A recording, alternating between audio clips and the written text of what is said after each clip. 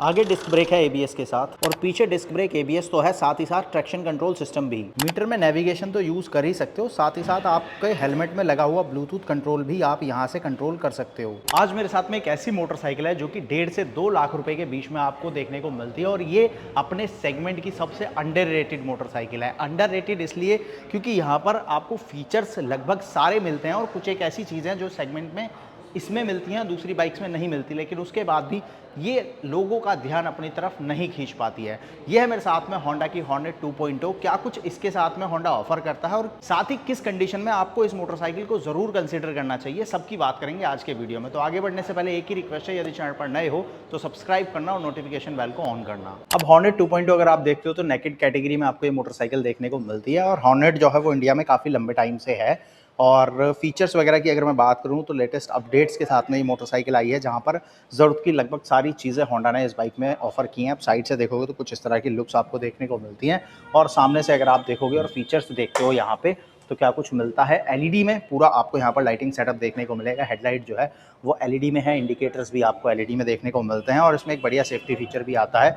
Hazard तो है ही, अगर मैं हज़ार्ड बंद कर देता हूँ तो उसके बाद में भी आपको यहाँ पर जो फ्रंट वाले इंडिकेटर्स हैं वो कंटिन्यूसली ऑन नज़र आएंगे। ये एक बढ़िया सेफ्टी फीचर है। अगर आप रोड पर चल रहे हो और सामने से कोई रॉन्ग साइड आ रहा है तो इन चीज़ों से विजिबिलिटी बढ़ती है और रात के समय में विजिबिलिटी जो है वो बहुत ज़्यादा ज़रूरी है, जिसकी वजह से सेफ्टी के तौर पर ये अच्छा फीचर आपको देखने को मिलता है। इसके अलावा बाइक में आगे की तरफ में ये गोल्डन कलर का यूएचडी सस्पेंशन दिया गया है, जो कि आपको लुक्स और कंफर्ट दोनों जो है वो काफ़ी अच्छे देता है। फ्रंट में डिस्क ब्रेक है, एबीएस के साथ में है और ये 17 इंच का अलॉय व्हील 110/70 सेक्शन टायर के साथ में है। एमआरएफ के यहाँ पर टायर दिए गए हैं, ट्यूबलेस टायर्स के साथ में बाइक आती है। 12 लीटर का फ्यूल टैंक है, बड़े टैंक एक्सटेंशंस हैं, प्लस जो कलर कॉम्बिनेशन यहाँ पर यूज़ किया गया है उससे बाइक जो है वो काफ़ी ज़्यादा प्रीमियम नज़र आती है। इंजन की बात करूँ तो ये अपने सेगमेंट का सबसे रिलायबल और अंडररेटेड इंजन है। ये 184 सीसी का single cylinder air cooled engine है जो कि 17 पीएस की पावर देता है, 16 न्यूटन मीटर का टॉर्क देता है।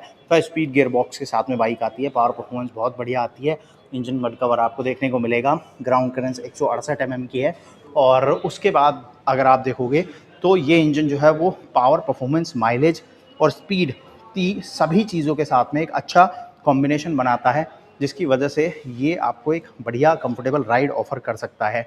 बाकी फुट पैक पोजीशन वगैरह जो है वो सेंटर में है। एग्जॉस्ट अगर आप देखोगे तो वो शॉर्ट आपको देखने को मिलता है। रेयर में मोनोशॉक सस्पेंशन है, एडजस्टमेंट के साथ में आता है। और रेयर व्हील अगर आप देखते हो तो काफ़ी वाइड टायर के साथ में रेयर व्हील दिया गया है। यहाँ पर पीछे आपको 140 सेक्शन का टायर देखने को मिलता है, जो कि काफ़ी अच्छा वाइड हो जाता है। पीछे भी आपको डिस्क ब्रेक मिलेगा। पेडल डिस्क आपको यहाँ पर देखने को मिलती हैं। 220 mm का डिस्क है और जैसे मैंने पहले बताया एबीएस आपको डुअल चैनल मिलता है, साथ ही साथ ट्रैक्शन कंट्रोल सिस्टम भी मिल जाता है। बाकी रेयर लुक की बात करूँ तो एक्स शेप के अंदर आपको ये एलईडी में टेल लैंप देखने को मिलता है और इंडिकेटर्स वगैरह जो हैं वो आपको एलईडी में ही दिए गए हैं। बाकी फीचर्स वगैरह की बात करूँ तो बाइक को स्मार्ट बनाया गया है। यहाँ पर आपको ये स्क्रीन देखने को मिलता है जो कि अराउंड 4.2 इंच का है। ये कर्व्ड स्क्रीन आपको दिया गया है और इसके अंदर आपको सबसे पहले यहाँ पर ट्रैक्शन कंट्रोल नज़र आ जाएगा। उसके बाद में न्यूट्रल वगैरह है, यहाँ पर सेंसर लाइट दी गई है और यहाँ पर आपको ये एबीएस ब्लिंक होता हुआ नज़र आएगा। ऊपर आरपीएम दिखते हैं, यहाँ पर गियर आ जाता है, इधर फ्यूल आता है, यहाँ पर आपको क्या माइलेज मिल रही है वो नज़र आएगा। इधर स्पीडोमीटर है और मीटर को टॉगल करने के लिए हैंडल बार पर आपको कुछ इस तरह से कंट्रोल्स देखने को मिलते हैं। आगे की तरफ में हाई बीम, लो बीम और पास का बटन है। यहाँ पर मीटर टॉगल करना है उसके लिए कंट्रोल्स हैं। यहाँ इंडिकेटर है, यहाँ हॉर्न है। इस साइड पर engine kill switch, hazard button और इलेक्ट्रिक स्टार्ट का बटन आ जाता है। अब मीटर कंसोल में अगर आपको जाना है तो यहाँ से आप जो है वो इस तरह से सेटिंग्स वगैरह में जा सकते हो। ये सेटिंग हो गई। यहाँ से आप फंक्शंस चेक कर सकते हो और फंक्शंस में अगर आप जाओगे तो HSTC आपको नज़र आएगा, यानी कि ट्रैक्शन कंट्रोल सिस्टम आपको नज़र आएगा, जिसको यहाँ से आप ऑन ऑफ कर सकते हो। और अभी आप देखोगे तो ऊपर जो है वो ट्रैक्शन कंट्रोल ऑफ हो गया है, उसका आइकन आ गया है। ऑन करना है तो इसको लॉन्ग प्रेस करेंगे हम इस बटन को तो यहाँ पर ऑन हो जाता है। तो इस तरह से बाकी आप डिस्प्ले की टाइप सेलेक्ट कर सकते हो, सिंपल चाहिए, बार में चाहिए, किस तरह से चाहिए, मैंने ये सेलेक्ट कर लिया। और इसके बाद में ब्राइटनेस थीम क्या रखनी है तो मैं इसको लाइट थीम अगर देता हूँ तो लाइट थीम में ये कुछ इस तरह से जो है वो नज़र आने वाला है। तो बार और लाइट थीम के साथ में कुछ इस तरह से नज़र आता है। तो इसके अंदर बढ़िया चीज़ें आपको देखने को मिलते हैं। सबसे अच्छी चीज़ है कि इस डिस्प्ले में आप नेविगेशन यूज़ कर सकते हो। ब्लूटूथ कनेक्ट जब आप करोगे और अगर आपने हेलमेट के अंदर ब्लूटूथ लगाया हुआ है तो तीनों चीज़ें जो है वो कनेक्ट हो जाती है। मतलब आपका फ़ोन, हेलमेट, ब्लूटूथ और बाइक जो है वो कनेक्ट हो जाएगी और आप डायरेक्ट यहाँ से जो है वो म्यूज़िक को कंट्रोल कर सकते हो। अगर आप यहाँ देखोगे नीचे आइकन आपको नज़र आएगा यहाँ पे, म्यूज़िक का, तो वो चीज़ें भी आप जो है वो यहाँ पर कंट्रोल कर सकते हो।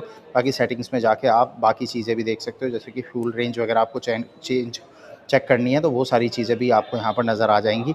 तो यहाँ पर अब जो है मुझे फ्यूल रेंज भी नज़र आ जाएगी। तो इस तरह से जो है मल्टीपल चीज़ों का एक्सेस आपको इसी डिस्प्ले के अंदर मिल जाता है। बाकी आप बोलोगे यार आपने चार्जिंग पोर्ट नहीं दिखाया, तो चार्जिंग पोर्ट दिखाता हूँ जिसकी पोजीशन मुझे थोड़ी-सी ऑड लगी है, मतलब इसकी जगह और बेटर हो सकता था। नॉर्मली अगर आप कोई भी बाइक लेते हो तो हैंडल बार के आस-पास आपको चार्जिंग पोर्ट मिलता है या डिस्प्ले के आस-पास मिलता है। इसमें जो है वो थोड़ा-सा अलग दिया गया है, इसमें यहाँ पर दिया गया है, मतलब यहाँ अगर आप देखते हो तो यहाँ पे आपको एक टाइप सी चार्जिंग पोर्ट दिया गया है टैंक के पास में।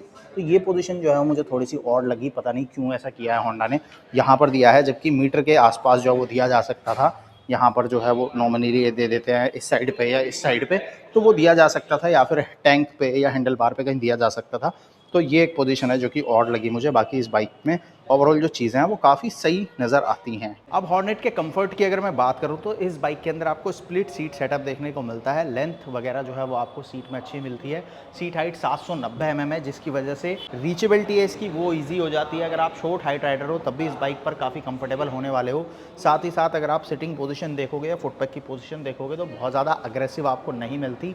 लुक्स वाइज बाइक अग्रेसिव है, बट सिटिंग वाइज अगर आप देखोगे तो बहुत ज़्यादा कंफर्टेबल होती है।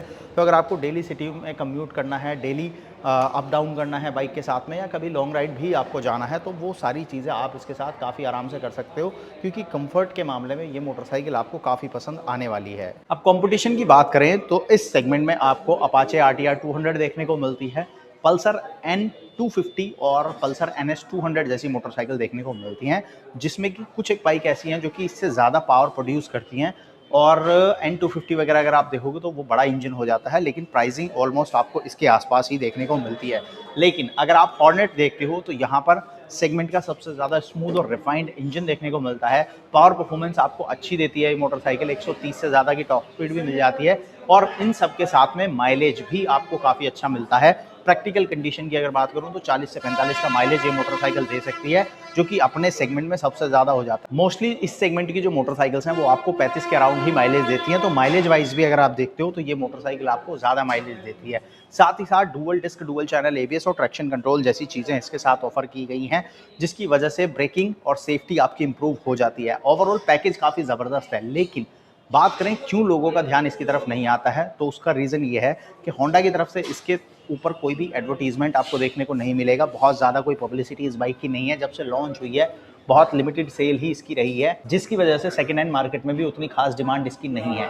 लेकिन अगर आप एक ऐसी मोटरसाइकिल लेना चाहते हो जो स्मूथ है, रिफाइंड है और जो आपको सारे ज़रूरत के फीचर देती है, तो वहाँ पर आप होंडा हॉर्नेट 2.0 को कंसीडर कर सकते हो। डेफिनेटली पल्सर जैसा अग्रेसिव परफॉर्मेंस आपको इसमें देखने को नहीं मिलेगा, लेकिन हाँ, आपको स्मूथनेस, रिफाइनमेंट और कंफर्ट जो है वो आपको बजाज के कंपैरिजन में होंडा में बहुत ज़्यादा ज़बरदस्त देखने को मिलता है। प्राइसेस ऑलमोस्ट सिमिलर से ही है। अगर आप होंडा हॉर्नेट 2.0 लेने जाते हो तो 1,47,000 रुपये एक शोरूम है, ऑन रोड लगभग 1,76,000 रुपये गाजियाबाद आपको ये देखने को मिलती है। और इस प्राइस पॉइंट पर आप देखोगे तो ये कंपटीशन के लगभग आसपास है, लेकिन quality wise, fit and finish wise और परफॉर्मेंस वाइज ये आपको कहीं भी निराश नहीं करती। बाकी आपको होंडा हॉर्नेट 2.0 कैसी लगी आप मुझे कमेंट में बताना, और ये वीडियो कैसा लगा ये भी लिखना, और ऐसे ही detail news, reviews, comparison videos के लिए चैनल को सब्सक्राइब करना और नोटिफिकेशन बेल को दबाना।